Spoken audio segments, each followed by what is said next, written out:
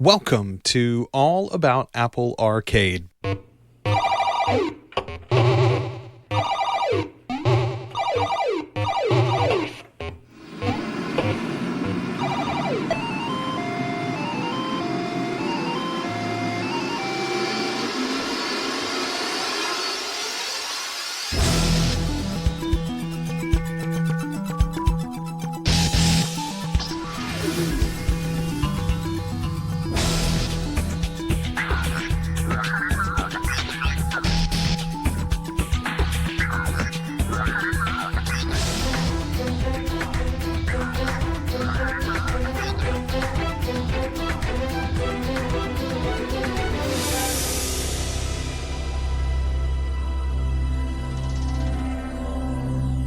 Welcome to All About Apple Arcade. My name is Joel Sharpton. I am your host. I'm the Chief Editing Officer for Pro Podcasting Services. I am an iPhone user since the iPhone 3G. I've been playing iPhone games since day one of the App Store. I've also owned most of the iPad versions, starting with the very first one, and I am a current daily user of the iPad Pro 12.9-inch from last year's model. I am an editor of podcasts, and as I mentioned, the owner and chief editing officer for Pro Podcasting Services, and that's my daily business. But this show is going to be all about fun. Apple Arcade is here. It's a brand new gaming service for the iOS devices as well as Mac and Apple TV. And I'm very, very excited about what it's got to offer. And I looked around and there weren't any podcasts exclusively about the service or the games on it. And I thought maybe I should make one, particularly because I think my perspective is an interesting one. I have a history of gaming. I've been a video gamer since before the original NES. I was born in 1981. My mom and dad already had an Atari system. I believe it was the 2600 before I even remember. So I was playing those games as soon as I could do anything, basically.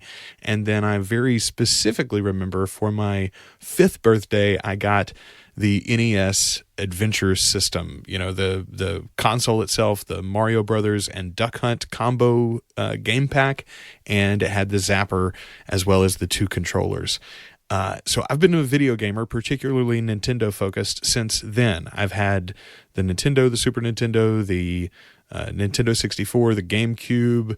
I owned the Wii. I owned the Wii U. I own the Switch currently. And I occasionally get to play those still. But the fact of the matter is that my daily life and my young family, I've got 4 kids too. That's a big thing that I think I bring a different perspective than a lot of video game commentators do.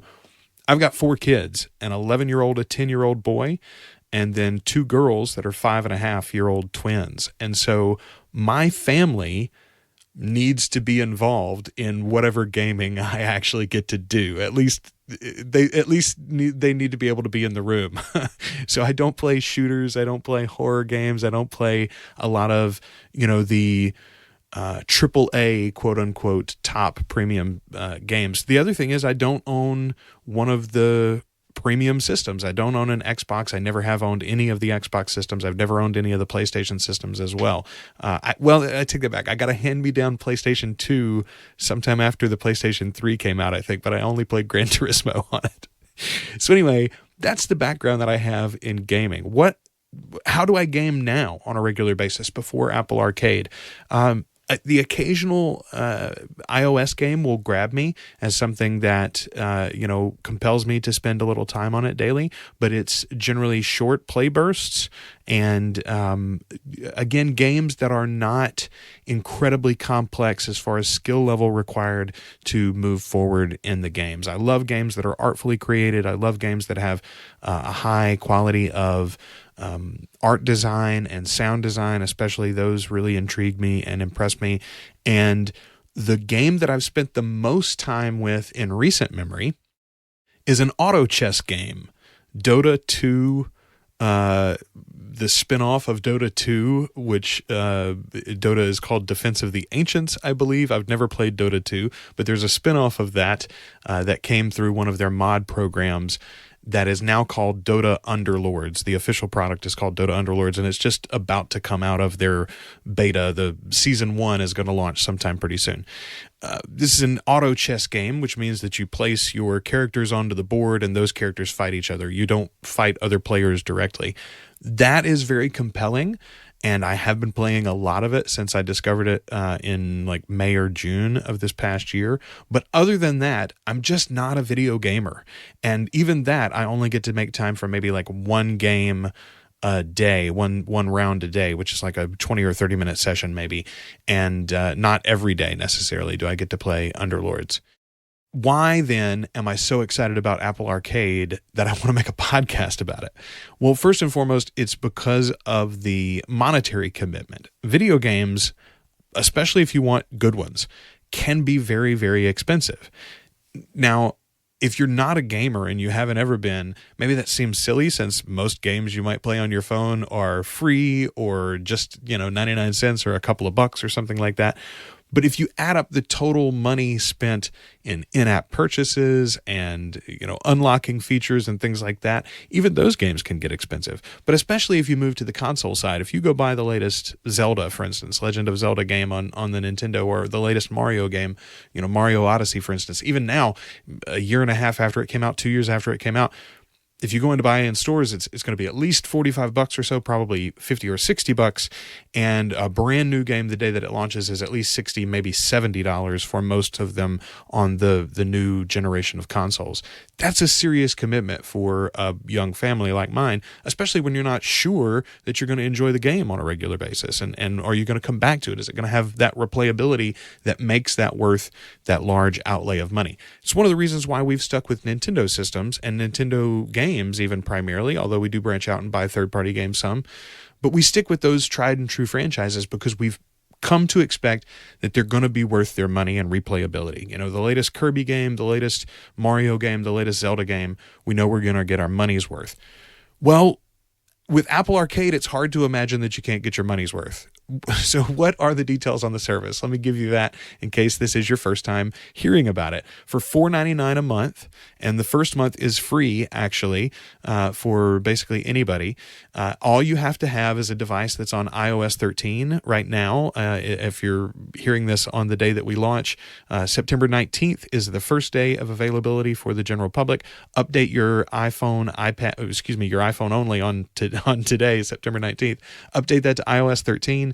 And in the App Store, you'll have a tab at the bottom that says Arcade. You click that, and you can have access to the Apple Arcade games. Begin your free trial month. You'll get 1 full month of free trial, and then next month it'll be $4.99 recurring subscription through your Apple account. And that's it. You're covered. No other cost for any of these games. At launch, Apple says that they're going to have 100-plus games. I haven't counted them up, but I can imagine that they're pretty close to that already. And even in the first few days, I've been on the beta for basically the whole summer. And the beta of Apple Arcade basically rolled out a couple of days ago. If you were on iOS 13 or iOS 13.1 beta, you had access to these games. So I've been playing them for a few days already. And again, I haven't counted them up specifically, but even over those couple of days, they've rolled out new ones. There are new games that seem to show up every day or two, and if they continue that, if they're not there now, then within a day or two, they will be over 100 total for the catalog, which is very, very exciting. But even if there wasn't that depth, the quality of some of these games is really outstanding. Specifically, when you think about for that $4.99, everyone in your family sharing plan, if you're set up that way with Apple, and what that means is for somebody like me, I am the head account or the admin account for our family. My credit card is attached to our Apple account, and then my wife is a member of that family sharing plan. My sons have an iCloud account that's attached to that family sharing plan. So a device that they are connected to specifically can access apps and other things that we have purchased, movies, etc., and now Apple Arcade as well. My daughters have an account for a device that they're using. My mother, in fact, is on our family sharing plan. I believe it's like 6 or 8 is the maximum that you can put in a family as far as separate accounts. But then, of course, you can log in one account into multiple devices too. So if you can create a family account, for instance, a family iCloud account, and you could put that on the iPad that's shared for the whole family, for instance. But the beauty of that is that all of those different accounts can play these games, download them on their independent devices, and then also track their progress across Game Center, etc. The achievements for each individual game, as well as their progress, will be tracked through iCloud. It's a very, very cool feature. And for $5 a month, I mean, I've just never heard of anything like this, particularly once you actually get to try the games. So that's what has me so excited. It is a great value, seemingly, for a family like mine. And even if I only get to play the games, a few times a month, I'll get $5 worth of enjoyment myself, never mind what my kids are getting, what my wife's getting, what my mom's getting. Especially, here's the biggest thing for me, the peace of mind knowing that nobody in my family with any of these games will be confronted with spammy in-app purchase ideas, or we have to buy some more jewels or coins or something to play the next level. None of that nonsense. If you find a game you like, you can download that game, you can play that game, you can enjoy that game. And when you finish that game, you can delete it from your device and then download it again in the future if you want to try it out again. It is a really, really cool setup.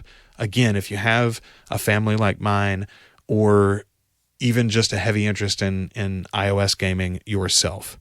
So that's what we're going to talk about in this show. We're going to talk about the games themselves. I'm going to try to bring you reviews every week. We're also going to have interviews with some of the creators of these games as we go along. We're also going to have interviews and discussions with other gamers, people like me, but also people that are more focused in video gaming and are comparing some of these experiences and some of these games to what you're going to get on the consoles, what you're going to get on other mobile devices. We're going to talk to some of those folks too that can give us some context for this, even if that's not your understanding of it. It's nice to know, what am I missing when I'm not getting a Switch or a PlayStation 14 or whatever is out this month. Speaking of, I do want to remind you that with iOS 13, iOS devices, so the iPhones, the iPads, and eventually the Apple TV as well, they'll all recognize those third-party controllers. So I'm talking specifically about PlayStation 4 controllers and Xbox One S controllers. There's apparently some of the Xbox controllers that don't include real Bluetooth. They have a proprietary wireless spec, and those won't work. But the ones that use Bluetooth can connect to your iOS devices now, to your Apple TV with the update to tvOS 13, and to your iPad as well. I cannot tell you how much fun I've had the last few days with my iPad, up in my bridge stand, or you could even use it on the, the folio propped up on a table or something, and playing with the PlayStation controller, PlayStation 4 controller. I bought one used the other day. I'm leaned back in a chair, I'm sitting up in bed, and I'm playing, watching on my iPad, listening, especially with the AirPods. You put the AirPods in so you get, kind of nice sound right in your ears, and you're playing these games. Especially for an immersive experience like Oceanhorn, it is awesome. It's really, really cool, and I am having a blast with it. And I think that a lot of you will too, even people who haven't found a niche for themselves in gaming in a while. So that's what we're going to be about. I got a couple of reviews coming up for you in this episode. I want to talk to you through my top 5 of the initial releases, the stuff that I've been playing a lot of. But first of all, I want to remind you to join our Facebook group. There is a link in the show notes, but you can find us if you search All About Apple Arcade on Facebook. We've got a page as well like that, but then join the group. That's where the conversation is going to happen. We want to hear about your thoughts on your favorite latest Apple Arcade game. We want to hear your thoughts on the episodes and what you'd like to hear more of, as well as you can send us feedback there. You can comment there, and we'll bring those comments into the podcast. You can also email us. We got an email address, allaboutapplearcade@icloud.com. Email us your thoughts to be read on the show, or send us audio if you want. Send us an audio snippet, and I can incorporate that into the show as well. That's allaboutapplearcade@icloud.com. We also have a Twitter. That is Apple Arcade Pod on Twitter.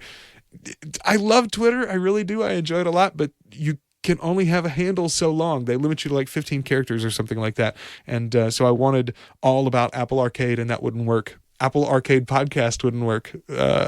Apple Arcade Pod worked. So there you go. All right, let's get into my initial top 5 of these launch titles for Apple Arcade. And again, it's releasing on September 19th on your iPhone if you update to iOS 13, iPad when it updates to iPad OS 13.1. That's coming September 30th.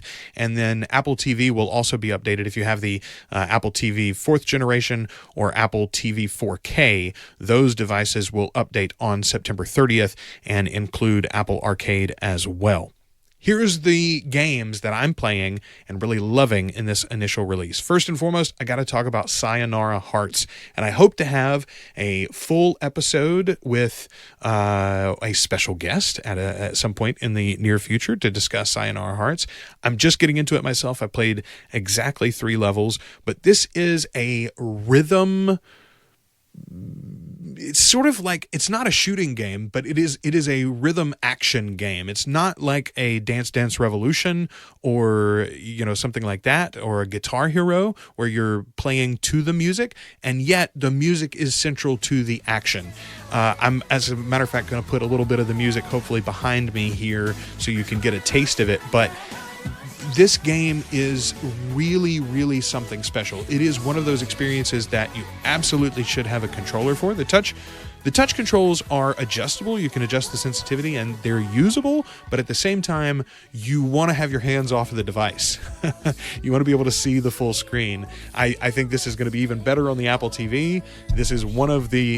This game specifically is one of the reasons why I see myself spending a lot more money than just the $4.99 a month on Apple Arcade, because it's already made me go out and buy this, used controller for the PlayStation 4 so that I can see the full screen and also use great controls, responsive controls. But now I'm thinking, okay, it's finally time for me to upgrade to that Apple TV 4K so that I can play these games on my television as well. Sayonara Hearts is chief among that. It's got a beautiful, beautiful art design, a really, really interesting main character, a lead female character, in fact, which is, sort of rare in video games in general sometimes. And this one is done really, really well. I can't wait to play it in full this weekend. I'm hoping to sit through and play the whole thing in one sitting because I want to experience the story all in one go. But I cannot recommend enough Sayonara Hearts. If you only get the trial and try one game, that's the game to try. Sayonara Hearts. It's available on other platforms too, apparently on the Switch and things, but it is super, super cool in Apple Arcade. And of course, it's included in a subscription, so you don't have to pay for it effectively. That's my number 1. So I've told you about Sayonara Hearts, which is probably the best game in this initial batch, in my opinion. Let me tell you about my favorite game from the initial batch.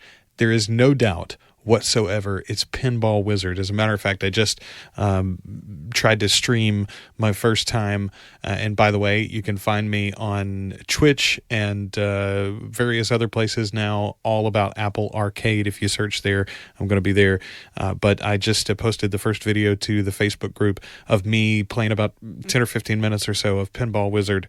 It is such a delightful game. So this is a dungeon crawler. You are a little wizard character, and you crawl your way through the dungeon, grinding, leveling up slowly, gaining more skills and abilities as you go. The difference from a standard dungeon crawler is that the mechanics of the game are pinball mechanics. So the wizard is actually the ball, and you bat him around the level, each individual floor of the dungeon as you crawl up it. It is very, very cute. As you should be hearing now in the background, the music for Pinball Wizard is very good as well. Nice and calming, relaxed. It's not distracting really at all. It's not... there's not much to it, honestly. It's a very simple thing, but it very much lays in the environment and the atmosphere that you want for the game, and it adds to the enjoyable experience of playing it. I have already played probably a couple of hours of Pinball Wizard. I'm up over level 12, I think, and this is one that is definitely worth my $4.99 a month that I haven't even started paying yet, since we're all still on the free trial. That is my absolute favorite game in this initial batch, Pinball Wizard, and you've got to go and check it out. There's a link in the show notes for that one as well. So one of the games that I knew from the trailers and the announcement that I was going to be excited to play, I didn't know how much it would hold up over time, and I still don't, honestly. It may burn out its interest for me pretty quickly, but right now it is in my number 3 slot. That is Sneaky Sasquatch. I'm especially excited to hear the reaction from Chad Brooks, my friend and Sasquatch fanatic, when he plays this one. Sneaky Sasquatch is another game like Sayonara Hearts that I believe is available on some other platforms, but this is my first foray into this game at all. It is effectively a hide-and-seek game. You are a Sasquatch, you are a Yeti, you're seeking out food in a campground. You're in a national park setting. And as you walk around the campground, you have to avoid being seen by the campers, or especially the park ranger, and you can use the bushes and shrubbery for disguise or to hide yourself. There are also apparently disguises you can buy in the game. There are outhouses that are available in different places you can climb into in a pinch to hide yourself from passers-by. It's a very, very cute game. Again, the music and sound design are very, very good here. The mechanics, this one, when you actually do so you gather the food, but then you have to go to a picnic table to throw it all down on and consume it. And the Sasquatch dumps his backpack out onto the table, and then you have to grab the food individually and shove it into his mouth. And the mechanic for that is just incredibly enjoyable. I can't tell you how much fun that is to play. My kids haven't seen this one yet, but I'm betting if we ask them in a day or two, Sneaky Sasquatch will be the favorite of the Sharpton kids. So that's my number 3 on the initial launch. Number 4, it should probably be higher, and in a week or two, once I've had real time to delve into it. I haven't played it at all until I got the controller, and then since, I've literally only played the very first mission. But Oceanhorn 2, this is a game that I've been excited about since before Apple Arcade existed. The original game, Oceanhorn, was very popular. It was well worth all of the accolades that it got. It was written off as just a Wind Waker clone, and in many ways it is, but because of that, what it does is it brings that gameplay and a lot of the ingenious puzzle solving, and also a lot of the art design and whimsy that the Legend of Zelda franchise has on the Switch and the Nintendo systems. Oceanhorn brings that to iOS in different ways. So the original Oceanhorn game is great. It's out there still. You can play it. I played it some. I never finished it in the end because I didn't have a controller to play it with. Honestly, that's one of the reasons why I didn't put the time in. This one I'm so excited, and I didn't have to pay any amount of money. I also didn't have to be bummed that the developers are making such a large game and then only getting, $4 or $5, $10 maybe in remuneration for it. Theoretically, through the way that Apple Arcade is set up, this is exactly what Apple Arcade is set up for, in my opinion, is a high-quality game like that might find a hard time actually fitting into the economics of the App Store can fit in to Apple Arcade, and that's very, very exciting to me. Oceanhorn 2 is my number 4 game in the launch series, even though I haven't played it much yet. I've only played one mission. And then finally, my number 5 game, and this one actually might rise over time, is Dear Reader. I think it's entirely possible that Dear Reader could be the most long-lived of this initial batch as far as games I continue to play for months and maybe even years to come. It is, as it sounds like, a word game. It's a word puzzle game, but the mechanics of this are so ingenious and so original. I'd never played anything like it before. It's built using public domain books and novels. In particular, the book you start with is Pride and Prejudice by Jane Austen. And as you go through the first chapter, the tutorial sort of plays to explain how the game works. You're seeing the first chapter of the book, but there are words missing. And then at the bottom of the page, there are words in little blue bubbles. Those words, you have to choose and put them in the right order to fill the blanks, and so you move forward. But then there are variations on that. There are modes where you have to switch one phrase with another to put them in the right order in the paragraph. Lots of different variations on that so far, and I've only just begun to scratch the surface of that game too. My favorite thing about Dear Reader is the achievements. It's got some daily achievements and then some ongoing achievements that you can work toward, and those aspects of it make me think that it actually might be very good for both senior adults that are worried about cognition or memory, or just want a little more mental agility perhaps, and then also for children that are struggling with falling in love with reading or with reading comprehension. I have a feeling that this game might spur them a little bit to sort of spend some more time in the written word, even though it's on their screen. Anytime you can gamify things, that can be a big benefit to the time spent on a particular subject or task. So there's my top 5 of the initial launch batch of games for Apple Arcade. Having said that, I've only been playing a few days, and even in those few days, there have been new games released, as I mentioned. So there are some games that I'm excited about trying, like Sonic Racing, which I was very worried about at first. Did not support controllers, but it does in fact support controllers apparently. I'll have more on that in the next episode. I am very excited about spending more time with Oceanhorn and giving you a more in-depth look at that and my thoughts on that sequel, Oceanhorn 2. But then also next episode, I'm going to be talking about some of my honorable mentions. They didn't quite make it into the top 5, but they deserve your attention. Games like Grindstone, and I'll tell you one of the reasons why it didn't make it into the top 5, and also Agent Intercept, a very cool racing game. I've actually got a couple of racing games I want to talk about next episode, including that Sonic Racing from Sega. That is this first episode, the debut episode of All About Apple Arcade. I'm excited for you to join me. I'm excited to hear from you. Let me tell you a few ways that you can do that. You can email us, of course, allaboutapplearcade@icloud.com. You can call us, actually. You can leave a voicemail or a text message using our Google Voice number. That's 318-935-0332, and we'll put that in the show notes as well. 318-935-0332 with Google Voice. Or you can find us on Facebook or Twitter and just reply there. Send us a comment. Tag us in a post, and then especially if you've enjoyed the show, if you're excited about this show existing, share it with friends that also might be new players for Apple Arcade. Until the next time that I talk to you, this has been Joel Sharpton, your host, and this was All About Apple Arcade.